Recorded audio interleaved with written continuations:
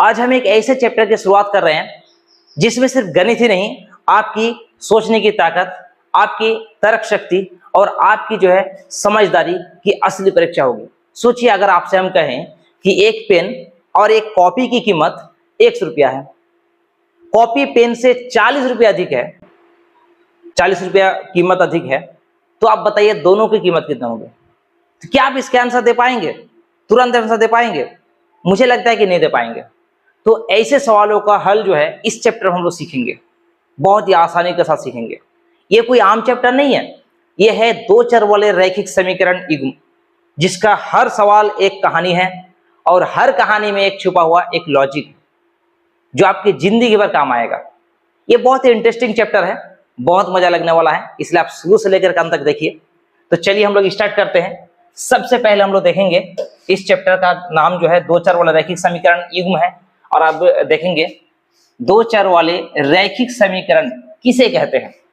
दो चर वाले रैखिक समीकरण किसे कहते हैं, इसके नाम से पता चलता है क्या है। देखिए, दो का मतलब तो आप जानती है, दो चर होना चाहिए जिसका मान बदलता रहता है, जैसे X Y Z A B C D, मतलब जो ए से लेकर के जेड तक जो भी है ना, चर। दो ठो चर हो वाला जो है एक रैखिक समीकरण है। रैखिक का मतलब यहाँ पे जिसकी घात जो है वो एक होती है, यानी एक घात वाला और दो चर वाला समीकरण। समझ गए? अब देखिए यहाँ पे डिफरेंस हमने क्या लिखे हैं। जब किसी समीकरण में दो चर होते हैं, जब किसी समीकरण में दो चर होते हैं और उनकी घात मतलब उनकी जो पावर है वो पावर क्या होना चाहिए, एक होती है, तो उसे दो चरों वाला रैखिक समीकरण कहते हैं। ठीक है, हमने क्या क्या कहा? दो चर होना चाहिए, है ना? क्या होना चाहिए? दो चर होना चाहिए और उनकी घात जो है एक होना चाहिए, तो फिर हम उसको क्या कहेंगे? दो चरों वाला रैखिक समीकरण कहते हैं। इसका जो सामान्य रूप है ना वो क्या है? ax plus b y plus c बराबर 0, मतलब इसी रूप में होता है। दो चर वाला रैखिक समीकरण जो है उसका सामान्य रूप जो है ax plus b y plus c के रूप का होता है, जो आप क्लास 9 में आराम से पढ़े हैं, बहुत बढ़िया से पढ़े होंगे, है ना? जहां x और y दो चर हैं, मतलब यहाँ पे जो x है और y है ये क्या है? दो चर है, वेरिएबल्स है। ठीक है, और देखिए a b और यहाँ पे c, ये तीनों के तीनों क्या एक नियतांक है, यानी कांस्टेंट है, इसका मान बदलने वाला नहीं है। यहाँ पे कुछ उदाहरण भी हम लोग लिख लिए हैं। देखिए क्या है दो चर वाला रैखिक समीकरण का उदाहरण। यहाँ पे देखिए 2x प्लस 3y बराबर 6, एक क्या है? दो चर वाला एक रैखिक समीकरण है ना? x माइनस वाई प्लस 4 बराबर 0, दो चर वाला रैखिक समीकरण है। 5x प्लस 7y माइनस 10 बराबर 0, दो चर वाला रैखिक समीकरण है। यहाँ पे देखिए दो x और y क्या है? दो चर है। ठीक है, x और y क्या है? दो चर है। 2 और 3 यहाँ पे और 6 ये सब क्या है? नियतांक है। जैसे a का मान हो गया 2, b का मान हो गया 3 और c का मान जो है इसको अगर इस पर लेके आएंगे तो माइनस से हो जाएगा, है ना? अगर हम इसके साथ अगर तुलना करेंगे तो ऐसा मान निकल जाएगा। ठीक है, अगर देखिए इस चैप्टर का नाम जो है आपका क्या है? दो चर वाला रैखिक समीकरण है, और यहाँ पे जो है युग्म जुड़ा हुआ है। युग्म का मतलब क्या होता है? देखिए युग्म का मतलब क्या होता है। युग्म का अर्थ है, युग्म का मतलब है जोड़ी या दो का समूह होता है। हमने यहाँ पे देखे दो चर वाले रैखिक समीकरण देखे, जो ए है दो चर वाले रैखिक समीकरण, एक यहाँ पे देख लिए, एक तो यहाँ पे देखिए, एक तो यहाँ पे देखिए, बहुत सारा है दो चर वाले रैखिक समीकरण। लेकिन यहाँ पे क्या है? चैप्टर का नाम है आपका दो चर वाले रैखिक समीकरण युग्म। युग्म से क्या हो गया? जोड़ा मिल गया, मतलब युग्म का मतलब भी क्या है? जोड़ी है, यानी यहाँ पे और लिखे दो का समूह, दो का समूह। तो यहाँ पे एक दो चर वाला रैखिक समीकरण है और यहाँ पे एक दो चर वाला रैखिक समीकरण है, और ये दोनों को मिला के जो है क्या बन गया? दो चर वाले रैखिक समीकरण युग्म, दो चर वाले रैखिक समीकरण युग्म, ये दोनों को मिला के। ठीक है, यहां तक तो कोई दिक्कत नहीं है। ठीक है, अब इसका जो है हम लोग सामान्य रूप देखेंगे। जैसे हमने यहाँ पे सामान्य रूप क्या देखे थे? ये x plus b y plus c बराबर 0, तो सेम वही चीजें तो है ना। मतलब दो समीकरण मिला के युग्म हो गया, ठीक है। तो यहाँ पे सेम वही चीज होगा, यानी ax plus by plus c बराबर 0। चलिए हम यहाँ पे लिखते हैं, इसका सामान्य रूप हो जाएगा ax plus by plus c बराबर 0। लेकिन यहाँ पे दो ना है, दो समीकरण है, इसलिए हम इसको थोड़ा सा अलग करने के लिए लिखेंगे a1x b1y और c1। दूसरा हो जाएगा क्या, a2x plus b2y plus c2 बराबर 0। यहाँ पे जो है ये सामान्य रूप है, ठीक है। दो चर वाले रैखिक समीकरण युग्म का जो है ये है एक सामान्य रूप है। कोई दिक्कत नहीं है, बिल्कुल दिक्कत नहीं होना चाहिए।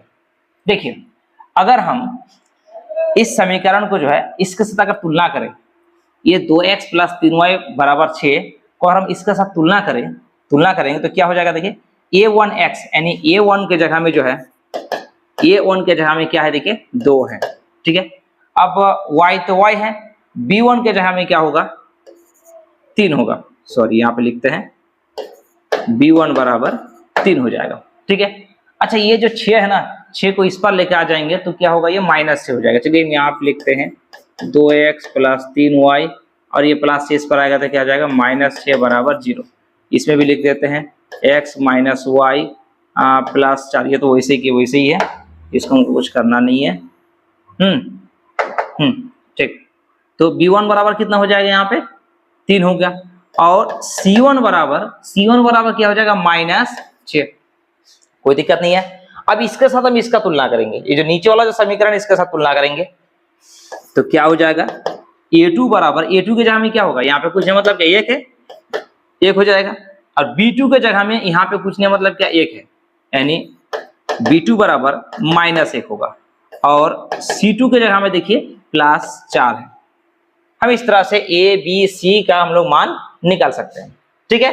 ये मान निकाले इसलिए निकाले क्योंकि हम लोग देखेंगे यहाँ पे a1 बटे a2 का अनुपात करेंगे, b1 बटे b2 का अनुपात करेंगे, c1 बटे c2 का अनुपात करेंगे। देख लेते हैं क्या क्या होता है। a1 बटा a2 यानी 2 बटा 1 बराबर क्या हो जाएगा 2, चलो रहने देते इसको। b1 बटा b2 यानी 3 बटा -1 यानी बराबर क्या हो जाएगा -3 और यहाँ पे 2। क्या ये दोनों बराबर है, a1 बटा a2 का मान है 2 और b1 बटा b2 का मान है -3। यदि अगर आपसे कहा जाए कि c1 बटा c2 भी निकाले, c1 बटा c2 निकाले तो c1 कितना है -6 है और c2 कितना है 4 है। अब इसको काटिए, 2 दूना 4 3 दूना 6 यानी -3 बटा 2। ऐसे हम जो है अनुपात इसका निकाल सकते हैं। किसका अनुपात निकाल सकते हैं, a1 बटा a2 का, b1 बटा b2 यानी c1 बटा c2, इस तरह से हम निकाल सकते हैं।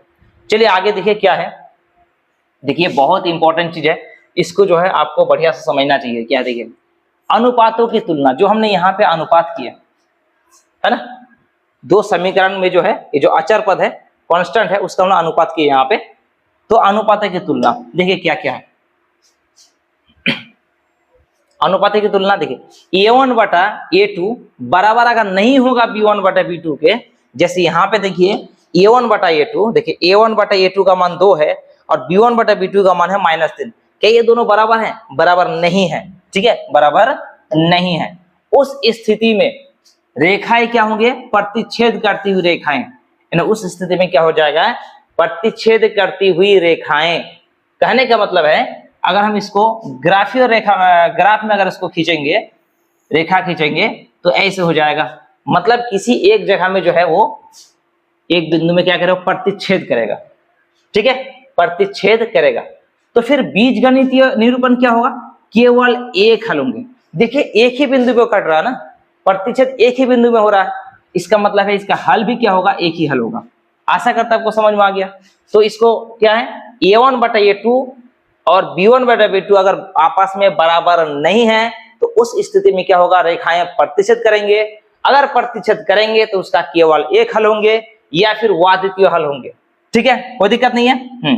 दूसरा है a1 बटा a2, b1 बटा b2 और c1 बटा c2 तीनों की तुलना अगर बराबर रहे, जैसे यहाँ पे, जैसे हमने यहाँ पे मान निकाला ना a1 बटे a2, B1/B2, C1/C2 का मान सभी में जो है बराबर बराबर है। मतलब इसमें 2 रहे तो इसमें भी 2 रहे, इसमें भी 2 रहे, या फिर इसमें 3 है तो इसमें भी 3 है, इसमें 3 है, या फिर इसमें -3/2 है, इसमें -3/2, इसमें -3/2। मतलब सभी में अगर बराबर रहे तो क्या होगा, तो जो है रेखाएं क्या होंगे, समपति होंगे, यानी समपति रेखाएं। समपति रेखाएं का मतलब क्या होता है, समपति का रेखाएं का मतलब होता है, देखिए देखिए एक रेखा है, एक रेखा है और उसके ऊपर एक और रेखा है, इसे हम लोग कहते हैं समपाती रेखा। जो यहाँ पे देखिए 2 रेखा है, मतलब प्रत्येक रेखा का प्रत्येक बिंदु पे जो है वो टच हो रहा है ना, समपाती रेखा है। इसलिए क्या होगा, इसका अपरिमित रूप से अनेक हल होगा। अपरिमित रूप से क्या होंगे, अनेक हल होगा, क्योंकि ये देखिए यहाँ पे एक जगह में प्रतिच्छेद हुआ है तो एक ही हल हुआ है, और यहाँ पे ना सभी जगह में प्रतिच्छेद हो रहा है, सभी जगह में स्पर्श कर रहे हैं, तो इसका हल भी क्या होंगे, सभी जगह में होंगे। ठीक है, अब देखिए जब A1/A2 B1/B2 दो बराबर होगा, लेकिन C1/C2 अगर बराबर नहीं होगा तो उसे हम कहेंगे समानांतर रेखा। मतलब उसको अगर खींचेंगे तो क्या होगा, वो समानांतर रेखा होंगे। क्या होंगे, ग्राफ में समानांतर रेखा होंगे। अब समानांतर रेखा है मतलब ये तो कहीं पे प्रतिच्छेद भी नहीं कर रहे हैं, टच भी नहीं कर रहे हैं, तो इसका हल जो है कोई हल नहीं होगा। ठीक है, इसका हल नहीं होगा। ठीक है, फिर से हम एक बार बोलना चाहते हैं, देखिए क्या है, अगर A1/A2 और B1/B2 बराबर नहीं होगा तो यहाँ पे रेखाएं प्रतिच्छेद करेंगे। जब रेखाएं प्रतिच्छेद करेंगे तो यहाँ पे हल जो है केवल एक हल होंगे, मतलब अद्वितीय हल होंगे। ठीक है, अगर A1/A2 B1/B2 और C1/C2 तीनों के तीनों अगर बराबर रहें तो रेखाएं क्या होंगे, समपति होंगे। समपति होंगे तो इसका मतलब है कि इसका जो हल है बीजगणित निरूपण में, इसका जो हल है वो क्या होंगे, अपरिमित रूप से अनेक हल होंगे। ठीक है, अगर A1/A2 और B1/B2 बराबर है लेकिन C1/C2 अगर बराबर ना रहे तो उस स्थिति में जो है रेखाएं क्या होंगे, समानांतर होंगे। जब समानांतर होंगे तो इसका मतलब है यहाँ पे इसका हल नहीं होगा, मतलब इसका कोई हल नहीं होगा। अब एक चीज यहाँ पे देखिए, ध्यान से देखिएगा इसको, जहां पे हल है मतलब संगत होगा। ठीक है, हम यहीं पे लिख दें, चलिए साइड में लिखते हैं, यहां पे लिखते हैं संगत। संगत होगा, देखिए इसका भी संगत होगा, ये भी संगत होगा, और यहाँ पे अपरिमित रूप से अनेक हल होंगे। आखिर हल तो होंगे ना, हल है मतलब क्या हो जाएगा, संगत होगा। ठीक है, कोई हल नहीं है मतलब हो जाएगा आपका असंगत। आप इसको याद रखिएगा। तो A1/A2 बराबर नहीं है B1/B2 में, क्या होगा, संगत। A1/A2 B1/B2 C1/C2 तीनों जब बराबर होंगे तब भी क्या होंगे, संगत। और A1/A2 बराबर B1/B2 लेकिन C1/C2 बराबर ना रहे तो उस स्थिति में हो जाएगा असंगत। यहां तक कोई दिक्कत नहीं है। उसके बाद हम लोग देखेंगे दो चर वाले रैखिक समीकरण, दो चर वाले रैखिक समीकरण युग्म, है ना, दो चर वाले रैखिक समीकरण युग्म को जो है को हल, है युग्म के हल।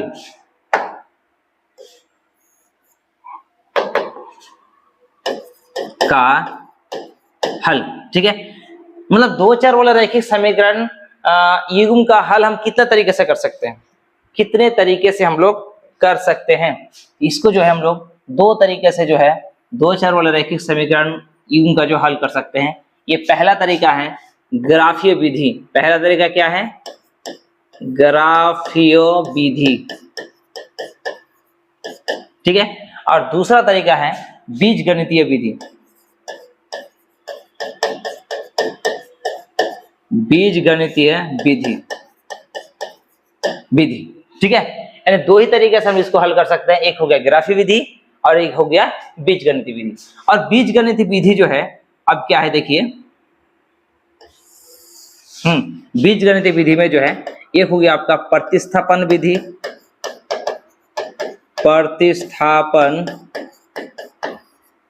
प्रतिस्थापन विधि। दूसरा हो गया आपका विलोपन विधि, विलोपन विधि